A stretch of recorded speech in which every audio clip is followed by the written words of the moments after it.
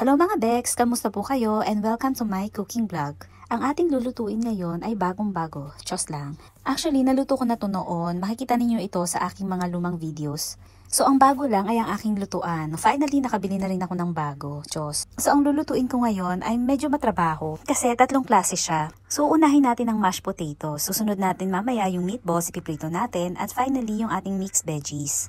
So una, i-prepare muna natin yung ating pang mashed potatoes. So pagkatapos nating balatan ang ating patatas, hiwain natin siya ng maliliit. Tapos pakuluan natin siya hanggang sa lumambot. So kailangan tusukin po ninyo ng tinidor para malaman na malambot na. Pagkatapos niyan, i-drain na natin yung tubig. And then, saka natin siya imamash. So, durugin lang natin hanggang sa mawala yung mga buo-buo. So, pagka na-mash na, lagyan na natin ng warm milk. So, mga isang basong warm milk pala ang gagamitin natin. Pero hindi natin agad-agad na ibubuhos. Pakunti-kunti lang. Isunod na natin ilagay ang ating butter. So, una, 3 kutsara lang munang nilagay ko. Saka ko hinalo ng maigi.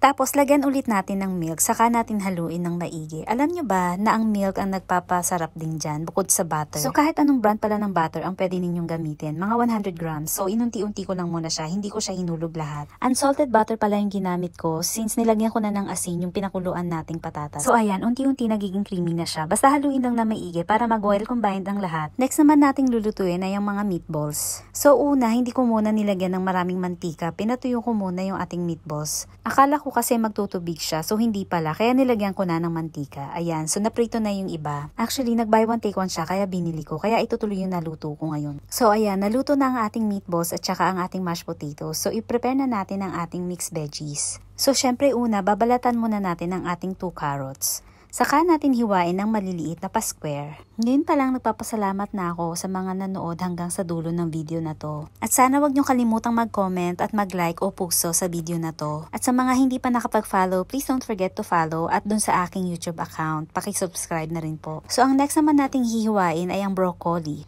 Hiwain lang siya into bite size. Alam niyo po, pag na-try po ninyo itong recipe na to, sigurado po ako magugustuhan ninyo. Medyo matrabaho lang po siya, pero masarap talaga siya at healthy pa. Yan, pagkatapos hiwain, hugasan ng maigi mga 4 na beses.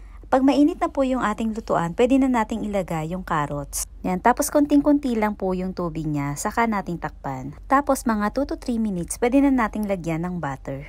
Tapos haluin lang natin na maigi. Sandali lang natin yan lulutuin kasi ilalagay pa natin yung ibang gulay at saka para hindi siya ma-overcook. Yan, tapos pwede na nating lagyan ng paminta, pangpalasa. Tapos maya-maya pwede na nating ilagay yung ating broccoli.